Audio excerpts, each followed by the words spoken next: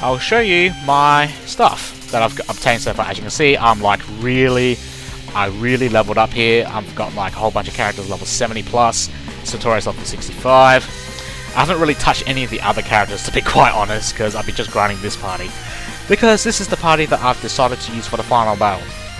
And quite frankly, this party is not a good choice for the final battle, I will admit that. But it gets the job done. Anyway. Here is the Excalibur, 140 physical attack, 75 exorcism power, 100 HP regen. This is the Chimera Shield, 150 physical defense, 80 magic defense, 35% chance of activation, protects against all basic elements and the weapon attributes. This is the Obsidian Armor, gives the wearer a circle resistance in the free weapon attributes, 137 physical defense, 12 magic defense. This is a very good armor to have. Once again, as I said, second best medium armor in the game. Yeah, this is anti-magic. You pick this up way earlier in the game. Anti-slash, pick this up way earlier in the game. This is the ribbon. You pick this up somewhere in like stage 15, I believe. Satori, I gave her a knife because I don't have the materials to make her 6-tier eye. If you can, make it. That is if you're using Satori in your party. Just saying. Anti-fire shield. This is the golden toga I picked up from before. MP plus 40. This is the dragon scales that I picked up from the lesser dragon. As you can see, it gives a filled-in circle against fire, ice, earth, and lightning. That's like a 50% damage reduction. Very nice to have. This is plus 80 MP. Okay, Yomo, 6-tier sword. I just gave her a random shield. I don't know what this is. This is the Dragon Mother you picked up in like stage 17. It gives circle resistances in the 4 basic elements. Very nice to have still. Plus 10 strength, plus 15 strength, plus 30 physical attack power. The Archon, I gave her the Earth Shield. Okay, this armor you can craft at Rinosuke shop. It gives a filled-in circle against magic attacks. You do need an Orihauken piece and Orihauken lump, to make this though. But you probably don't need it, but there is one attack the final boss uses, and it's fixed at 666 damage. The only way you can reduce that is if you have resistance against the magic element. Here we have the element guard, because I didn't have anything else to use. 45 reduction for no reason, and plus 30 physical defense for no reason. Sakia, this is the Blizzard Sword. This is her 7th tier sword. I actually made this. 100 exorcism power. Additional effect of freezing gives Sakia complete immunity to ice attacks. This is the Demon Shield that I picked up from the Giant Axe Lolly guard from before. And as I said before, I didn't know what this 10% meant, but now I do. It increases damage on weapons by 10%. Second tier craft, second tier armor, 60 accuracy, 30 accuracy, and this is the high ribbon I picked up from the Cyber Dragon in stage 21. Very nice to have. Next, Aya. This is the Gamer Fan. I equipped this on my commander in order to get increased drop rates. Probably not obvious at first, but every little bit counts, to be quite honest. And as you can see, I have all the bomb accessories crafted. So that's my setup for the final boss. As you can see here, everyone else is unequipped. Okay, let's look at all the other crap that I picked up. Where is it? Over here. What else did I pick up? Okay, got that, got that, got that, got that. I used the gold trade to make the sword. Oh, right. And no, that's not it. Where is it? Here. These are what the 7th tier crafting items look like for each character. It's a little gold treasure chest. So you'll definitely know if you picked one of these guys up. It is really obvious. Just telling you that now. And that's about it. That's all the only interesting crap I picked up that we'll actually be using. So now this is the time where I'll show you how to grind up for items. So first of all, you need to get to a save point, like so. Now this is an important thing. Reset your game using F12. Okay? Got it? Good. Now what you need to do is you just need to go into a random encounter. Okay? Just pick any random encounter you want, like this guy. Okay, so this is the battle, right? So then you keep that in mind. Press F12 again. Now, this is what you do. You try to manipulate the RNG using various methods. You can run into the save point again, then go back to the same battle, then see what happens. So here we are, exact same battle, run into it. It is now something different. You can do this with pretty much any encounter in this stage, and most of the time you will get a different encounter. So you can keep doing this until you get the encounter you want, and then you can try to grind for the item that you drop, because I will show you again. Remember, as soon as I ran outside and ran into that encounter, it was 2 Death Riders and a giant axe lolly. So if I encounter it again, it is exactly the same. Okay, you got that? Good. Now what I think I'm going to do now is I'm just going to take out this fight, because I want to show you guys something else.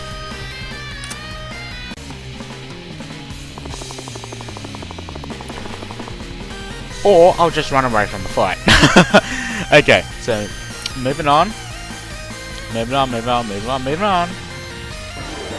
This guy here. This is the two-headed dragon. This battle here, from what I've experienced, this guy I just ran into every time. If you go from the safe point I just used, and you just run right to this spot, you'll encounter the two-headed dragon. Okay? So all you need to do is just find the various enemies in each of the areas. It's on the Japanese wiki. You can probably figure out from there. It's in the stage 21 walkthrough of the Japanese wiki. It will list all the enemy encounters for each of the areas. So you can just find the one that you want, and then just do my method of grinding for items until you can get to the encounter you want. Then just keep killing it. If you don't get the item drop, F12, go back to the same encounter and keep killing it again and again and again and again until you get the item drop you want. I wish there was an easier way, but there isn't. Well, there is, but that would be cheating. Anyway, so that's how you grind for items. As for the party itself, preferably you'd want Sakia, Yomu, Byakuran, and the other 2 characters don't matter, but you need Aya as your commander. So then what you do there is use Aya Commander Bomb, Yomu uses Stance, Proper Square, Byakuran enchants for the element that you want. If you decide to bring in Sanae as one of the characters, you can buff up your attack power to kill things quicker. From there, use Fullman Revenge spam, kill everything. If there's only one enemy, kill it as fast as you can. If not, Aya Commander Bomb again. Yomu uses a Slash of Eternity. Byakuran enchants Yomu with the element that you want. Make sure she goes first. So invest into agility, invest your accessories for plus agility or plus speed, etc. Then from there, Yomu does damage, and then from there, Sakia does Proper Square again. Kill the enemy off. If it's still not dead, rinse and repeat until it dies. If you're having trouble, put more bombs on Sakia, put more bombs on Aya. Aya with 12 bombs is more than enough to take out any random encounter in stage 21 as long as you abuse the enemy's weaknesses. You got that? Good. Because I'm not going to explain that again. So now I am set. I'm going to try to do this boss battle. I showed you my equipment already. Let's show skill trees. Ramu, this skill tree, max it out. Vitality, maxed out. Intelligence, try to max it out. I do not have way enough points for this fight, but I managed to beat it somehow. Satori, 20 points into here to decrease MP consumption. Max out this skill tree to decrease cooldown as well as MP pools. Then I shove the rest of my points into Vitality and Intelligence. Mostly Intelligence because that increases her heals. Sorry, I sounded really weird there. Yomu, 16 points into here. 16 points into here for the attack power. 7 points into here. This is pretty important because this decreases her spell card cooldown by 1. Max out this skill tree to get plus 10 crit and stuff. Well, you know, standard. Everything else goes into strength. Byakuran, 20 points into here to max out her buffing capabilities. 25 points into here to decrease cooldown on skills by 2. Very important because Byakuran is the only buffer in this party, so you're going to be screwed if you don't have that. Max out this skill tree to get all stats up buff for my party. Very important you have this. Sakia, you don't need Fullman Revenge for this fight. It uses up too much MP. You're going to be using Jack the Ripper. Then I put 3 points in here to increase her MP pool by 10. You only need a couple of points in here to increase accuracy. The more accuracy you have, the better. 20 points into here to decrease her knife skills by 2. That means that you can spam Jack the Ripper every turn. Max out this skill tree to get 3 turns of Proper Square. Aya is always Aya. Now, remember that I said that you can use 2 parties for this fight? It is highly advised you actually do use 2 parties for this fight. My method of doing this fight is so wrong. You should not do this. Okay, skills. Rainbow, you generally just need this barrier and the status barrier and healing, mostly. Satori. Now, I have Starlight Barrier, Refresh, AoE Heal, Dark Breath. I learned Dark Breath from some Dark Dude in Stage 6. Please consult the Satori Excel spreadsheet that I will provide as a link in the description.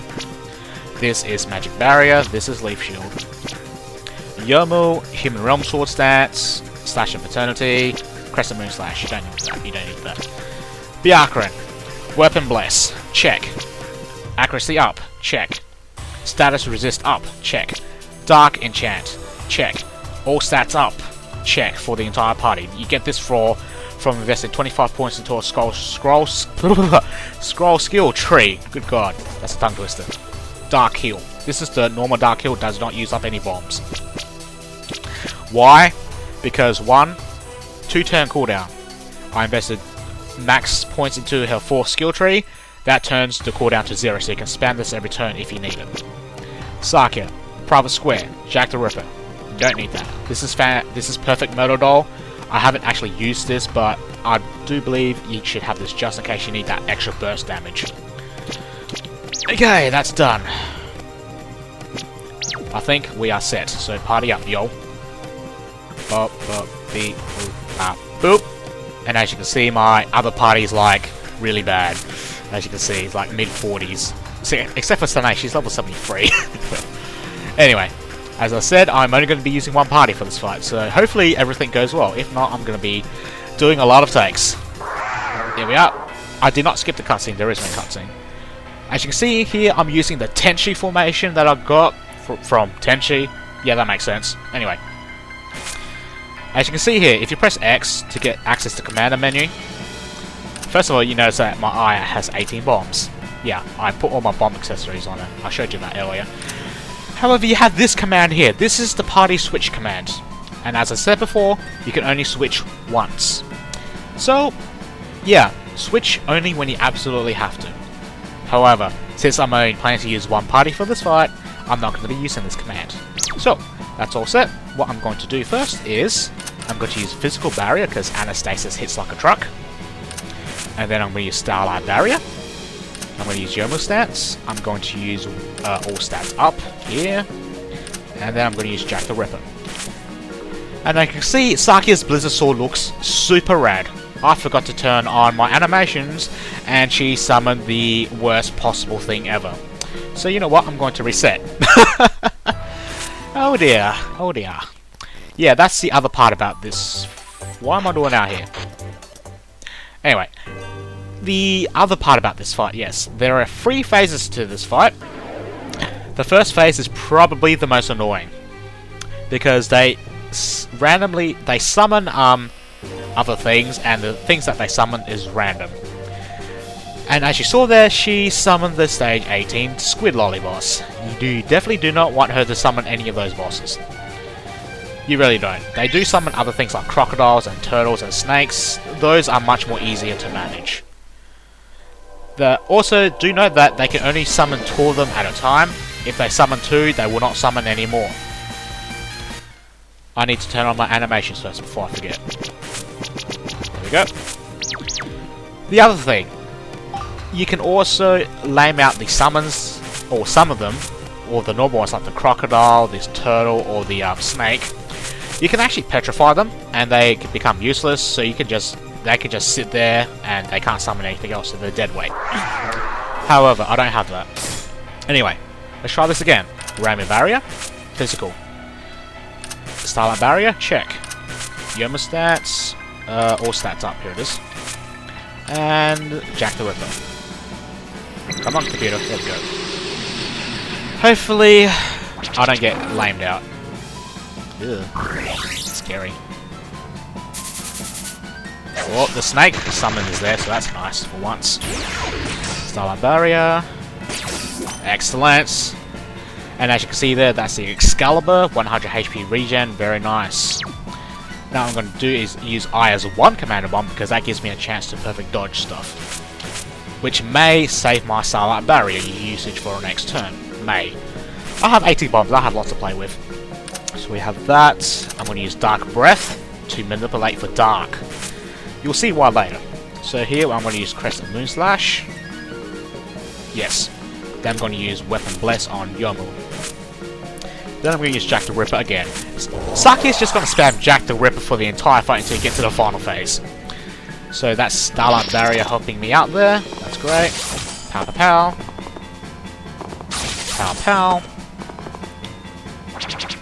I'm getting pretty lucky with the summons here. I have a Snake and a Crocodile. That I can that is totally manageable.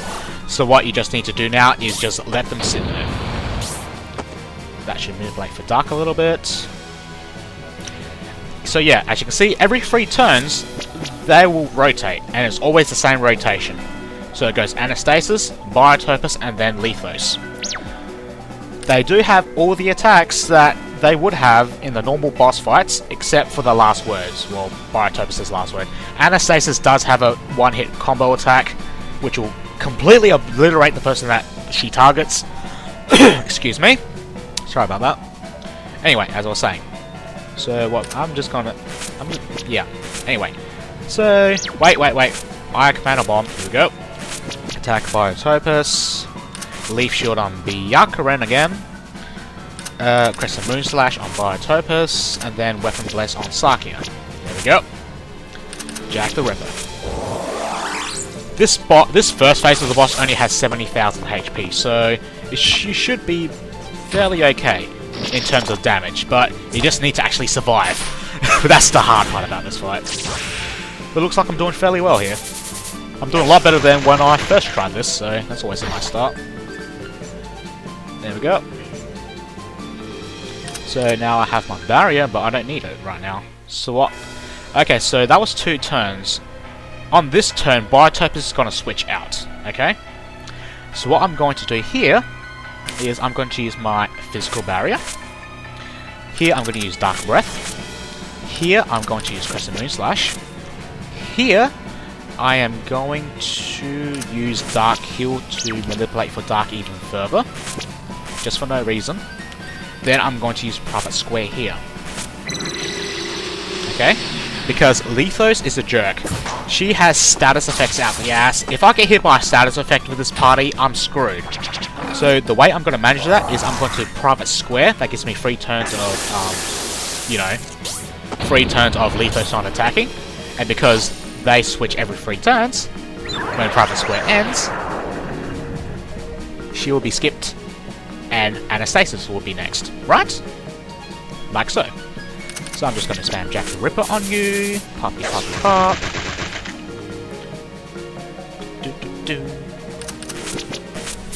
Okay, we're halfway there, I think. 1 hit, really game? Sigh. There it is. 3. And because of that, 3 turn cooldown. As soon as Private Square ends, I now have Physical Barrier again! Hooray! So I'm going to use Starlight Barrier, and then I'm going to use Crescent Moonslash right there. And then here's, what should I do? Check. 4 turns left and my all stacks up, so that's fine. I think what I'm going to do here is going to use Earth Heal again to manipulate for Dark. Let's go. Jack the Ripper. So this fight has gone extremely well, not gonna lie.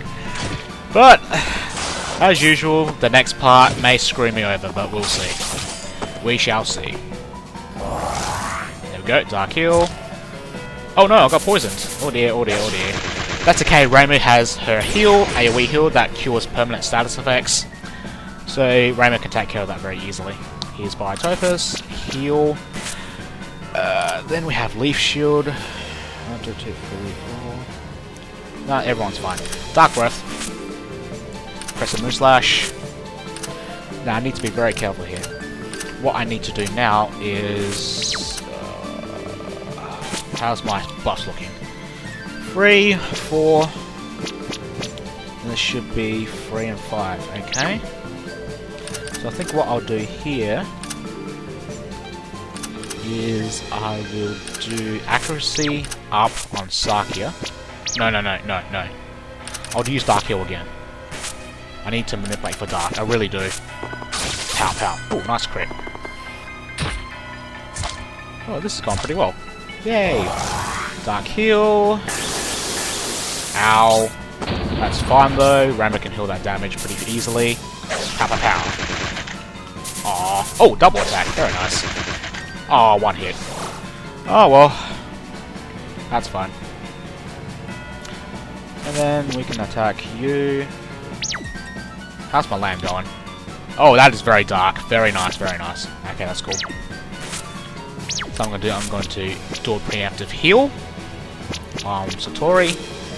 Then I'm going to use Dark Breath. Then I'm going to use Crescent Moonslash. And then hopefully, if I time this correctly, I should use my All Stats Up buff now. And then Jack the Ripper. Hopefully this will take it out. I really hope it does. Oh yeah, that will definitely do it. There we go, All Stats Up. Dark Breath, please. Ugh! Ooh. That was close. Okay, that's the first form down.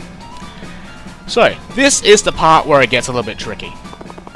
This is the second phase, as you'll see here. Right. Now, this part of the fight, there are two outcomes to this. And we have the old boss music back, which is excellent. Now, okay, this boss has 50,000 HP now. This is all three of them. It's a single target though. Now, here's the thing.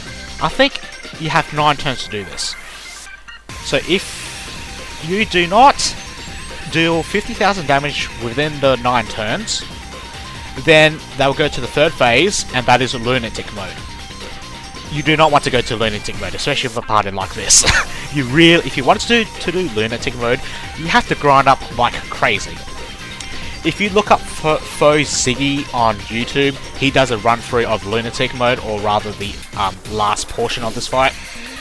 And the final form in the Lunatic mode has 200,000 HP, 999 HP regen, and has some kind of weird thing that protects it against Yomu's Slash of Eternity. So you do not want to do that. If you do deplete the 50,000 HP, however, in the time limit, you will go to normal mode. That is the mode that I will be doing, okay? Because the difference between normal and Lunatic mode in terms of story, it's not that much different from what I've heard. And if you want to access the expansion, I'm just going to do normal mode because I'm kind of sick of this game now. Anyway, that has been said. What I'll do now is I'm going to use my status barrier. Because this form here has various things, magic attacks, physical attacks, but the one attack you need to watch out for is the single target petrification. It is a fixed 666 damage and can cause petrification at a high probability. So that you really need to watch out for that. So I'm going to use Leaf Shield on, probably use it on Byakuren. Now I'm going to use it on Satori because that makes more sense. Stance. Then I need to do status up on my Satori, that'll be great. Then Jack the Ripper. There we go. That's a full screen of. Oh! Did not expect that. Really did not expect that. Redo. I'll probably just cut straight back to here.